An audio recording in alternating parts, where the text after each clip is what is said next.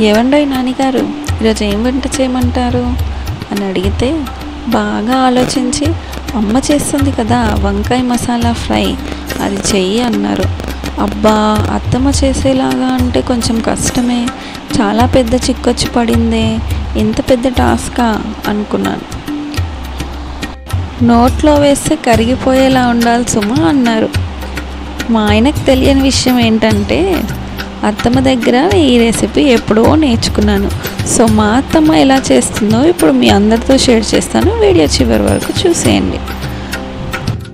వంకాయ మసాలా ఫ్రై దాందేముంది, చాలా ఈజీ అనుకున్నారా? అక్కడే మిస్టేక్ చేశారండి.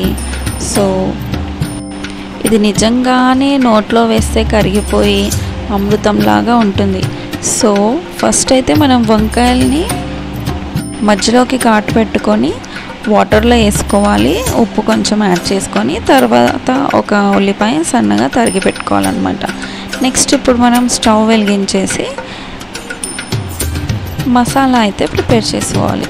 సో దానికోసం ఇక్కడ మనం నువ్వులు తీసుకోవాలి, నువ్వులకు సరిపడా పల్లీలు, జీలకర్ర, ధనియాలు ఇవన్నీ వేసి వీటిని లైట్ బ్రౌన్ వచ్చే వరకు సిమ్లో పెట్టి ఫ్రై చేసుకోవాలన్నమాట.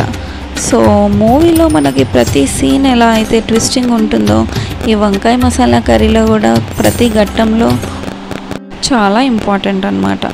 సో ఇక్కడ ఒక పెద్ద వెల్లుల్లి కూడా మొత్తం దాన్ని పొట్టు తీసి పెట్టుకోవాలి.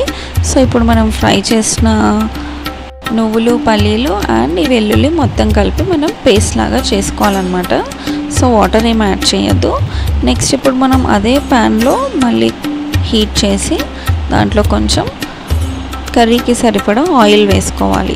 సో వీడియో చివరి వరకు చూడండి, నిజంగానే అమృతంలా టేస్ట్ ఉండే వంకాయ మసాలా అయితే చేసుకోవచ్చు.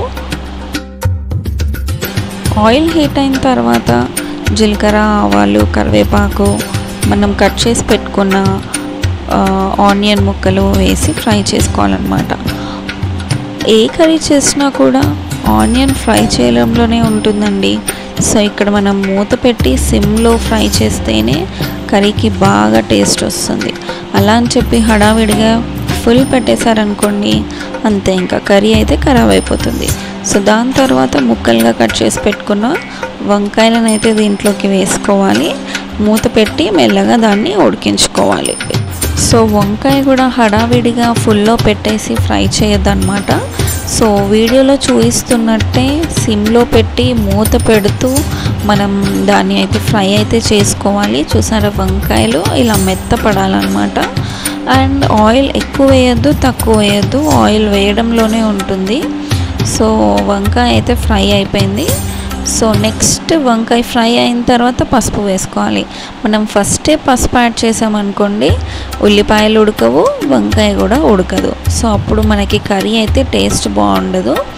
సో వంకాయ మంచిగా ఫ్రై అయిపోయింది కదా. ఇప్పుడు మనం ఏదైతే మిక్స్ చేసుకున్నామో మసాలా దాన్ని ఇందులోకి షిఫ్ట్ చేయాలన్నమాట.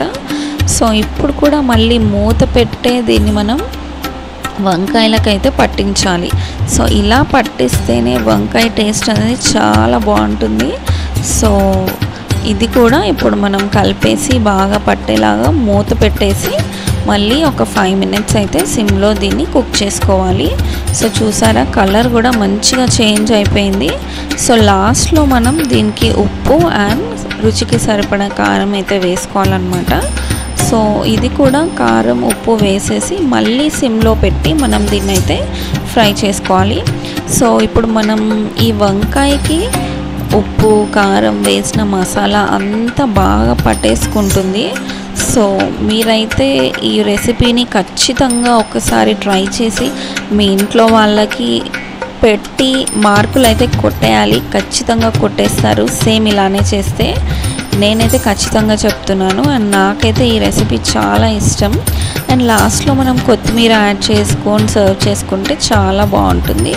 So please to subscribe to hello foodies.